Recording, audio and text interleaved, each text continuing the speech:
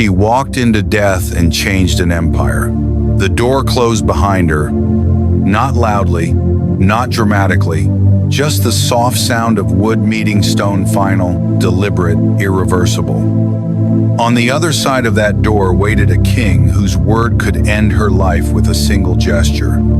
On this side stood a woman who knew the law, knew the risk, and knew that once she took another step, there would be no retreat. If he did not raise the golden scepter, she would die. No trial, no defense, no mercy. She stood still, long enough to feel her own breath, long enough to remember that she was not supposed to be here. Because queens were not meant to walk into death, but Esther did. The Persian court was built to overwhelm. Pillars stretched high, polished stone reflected torchlight, and guards stood unmoving like statues carved from duty. Everything in this place existed to remind visitors of power, absolute, unquestioned, dangerous power. And Esther walked straight into it. She had not always been Esther. Once, she was Hadassah, a Jewish girl living quietly among exiles.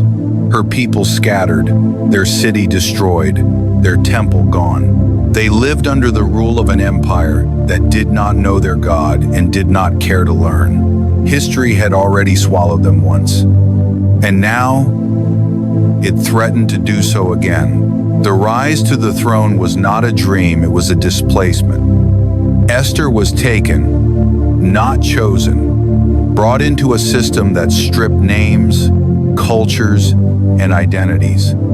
She was given beauty treatments, new clothes, a new language, a new life, and a new name. She learned when to speak and when to remain silent, learned the cost of being seen, learned how fragile favor could be, and she learned something else. That survival sometimes requires silence, but silence can also become a sentence.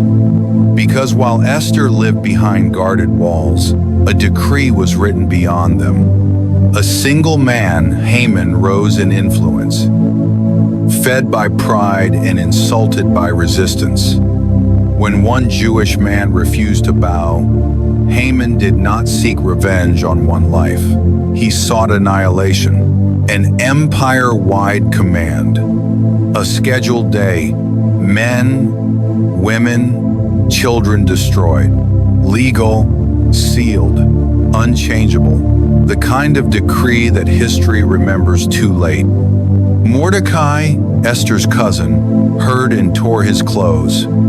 Sackcloth replaced dignity, ash covered his head. He stood at the king's gate where grief was not allowed and made sure it was seen anyway. Word reached Esther.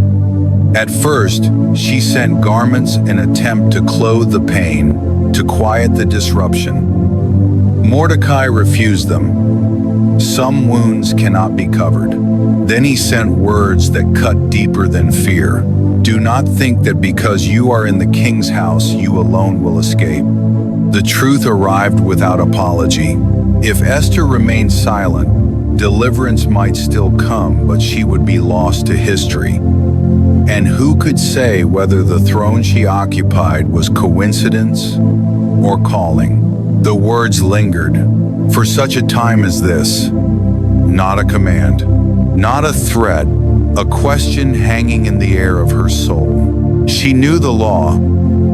Everyone did. No one approaches the king uninvited. Not wives, not queens, not favorites. Only death or mercy waited on the other side. And mercy was never guaranteed. Before she moved, she asked for stillness. Fast for me. No speeches, no strategies, just hunger and prayer.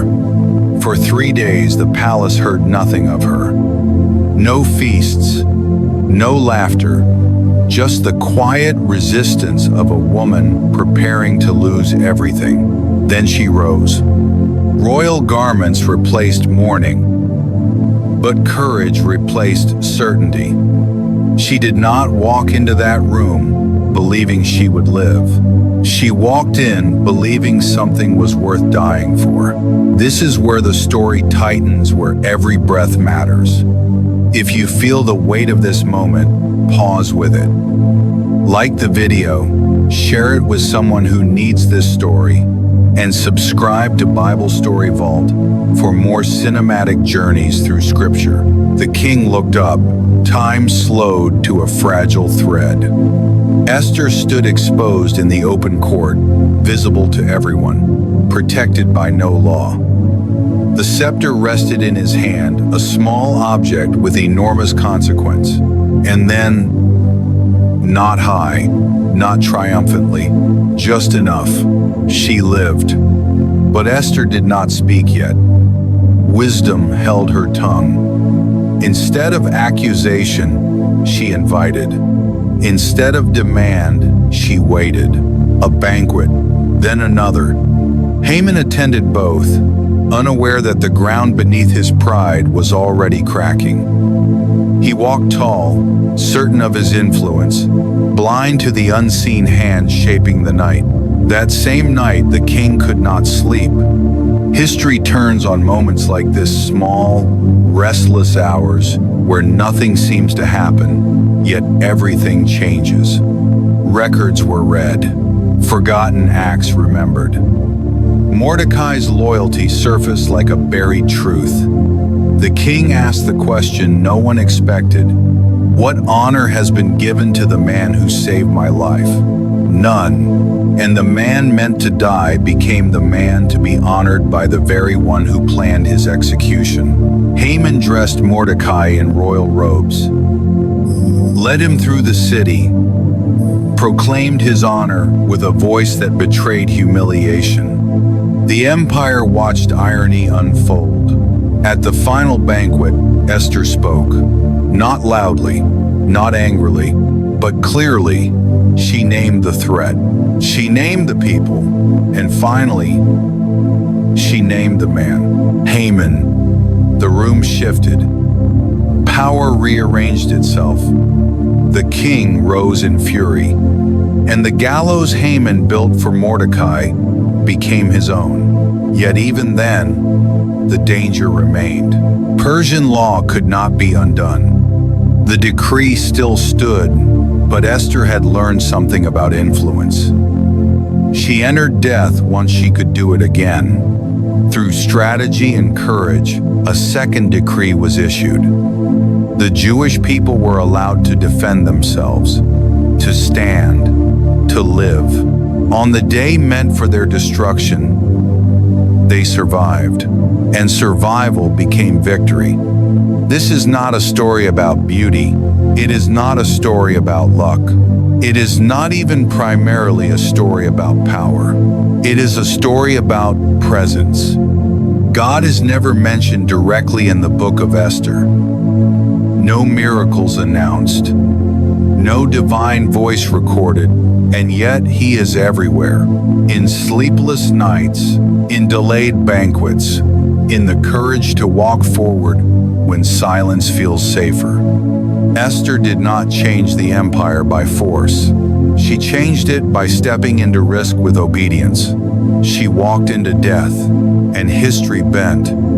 The story does not end with celebration. It ends with remembrance, with a feast named Purim, because survival deserves memory. And perhaps that is where the story meets us. Most of us will never face a king with a scepter, but we know the quiet moments where courage costs something, where silence feels easier, where stepping forward risks misunderstanding, loss, or fear.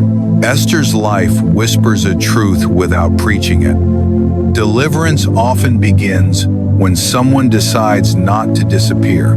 The door closed behind her, but the future opened. Subscribe to Bible Story Vault for more cinematic journeys through Scripture, where ancient courage still speaks and quiet faith still changes the world.